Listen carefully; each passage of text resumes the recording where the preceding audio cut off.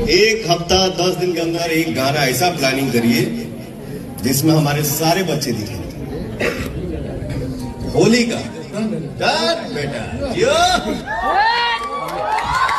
तो भाई आप लोगों ने वीडियो को देखा किस तरह पावर स्टार पवन सिंह जी अपने मैनेजर से कह रहे हैं कि इस सप्ताह के अंदर में एक होली का गीत आना चाहिए।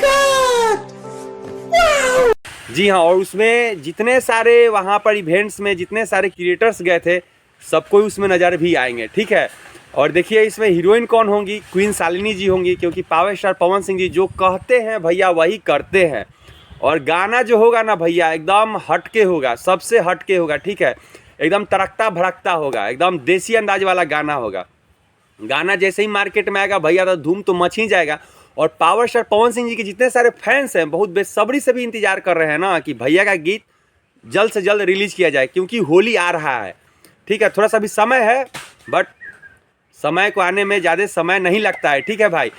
तो पावर स्टार पवन सिंह जी के जितने सारे फैंस हैं भैया एकदम गर्दा छोड़ा दीजिएगा जैसे ही ये गीत आएगा मार्केट में। तो तू लोग उखाड़ दे बाबू, बाबू रोज उखाड़ लो।